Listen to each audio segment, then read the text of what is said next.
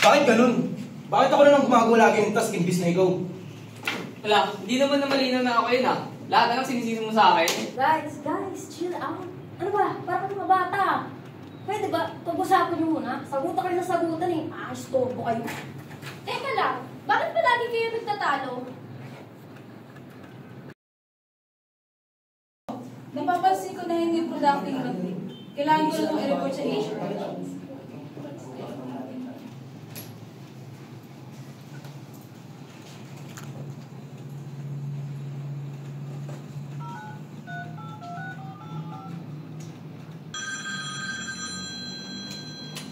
Hello, HR?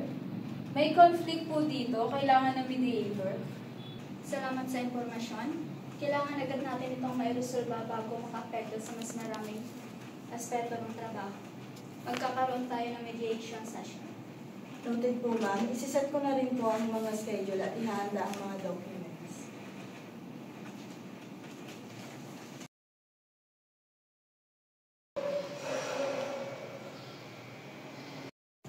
Magandang araw sa inyong dalawa. Layunin natin dito ang magkaroon ng maayos na pag-uusap at makahanap ng solusyon na makakabuti sa inyong dalawa at sa kumpanya. Malinaw na walang personalan. Professional resolution ang goal natin dito.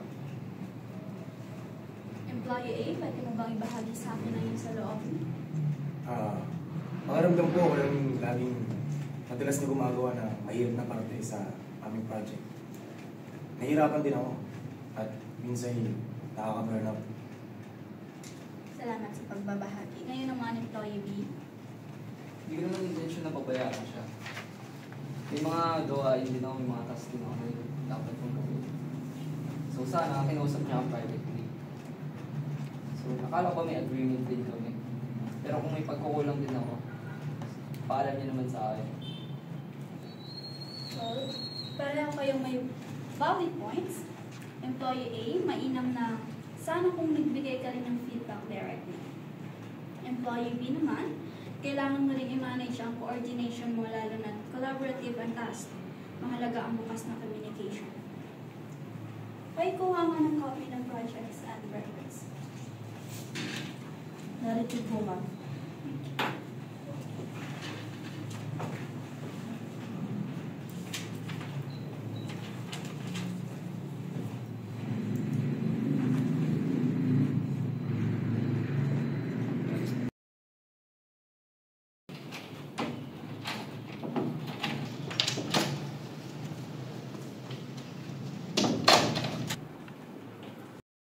Dahil sa hindi niyo pagkakaintindihan na ang talagang trabaho natin, hindi niya kalidad ang trabaho ang ginagawa niyo. Naapektuhan ng kumpanya, hindi lang kayo.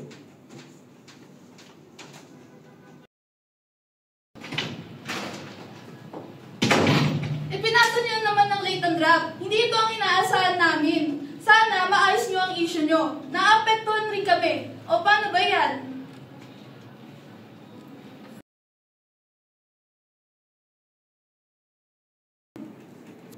As for the records, may mga pagkakataong hindi nagkaintindihan sa division of tasks. Here's my suggestions.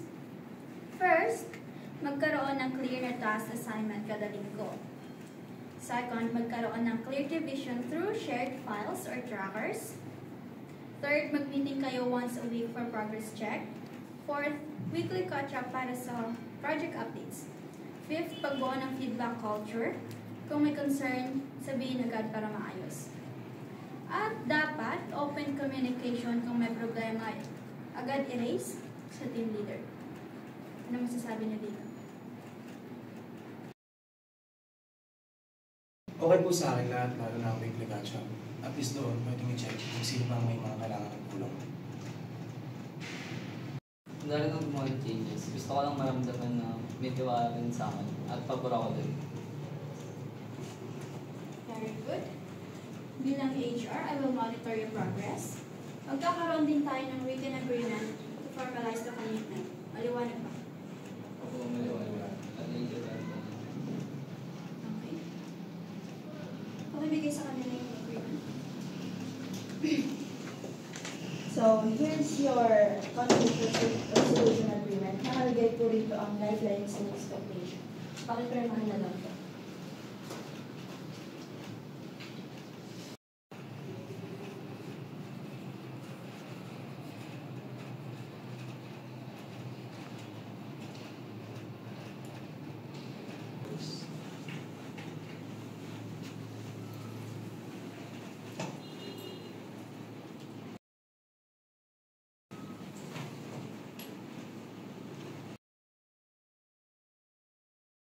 Ang ganda ng approach ni HR, professional at kabado siya nag-handle. Pansin ko rin na mas open communication na sina AFP. May improvements talaga sila. Sa tingin ko, kailangan pa ng follow-up session after 2 weeks para masigurado long-term ang pagbabago nilang dalawa.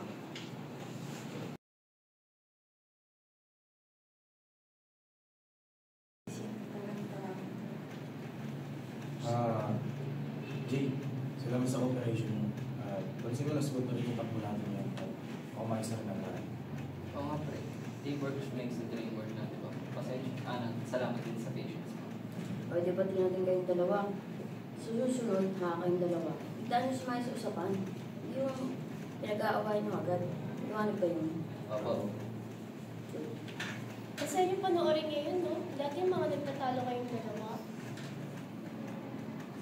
Salamat po. Pasensya rin sa mga nangyari. nangyari.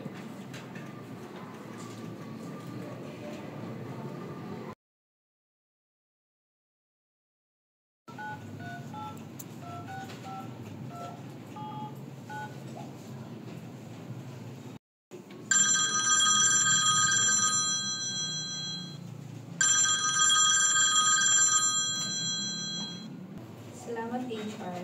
Maayos ng isa't isa at nakita ko na rin ang pagbabago sa mga gawa nila.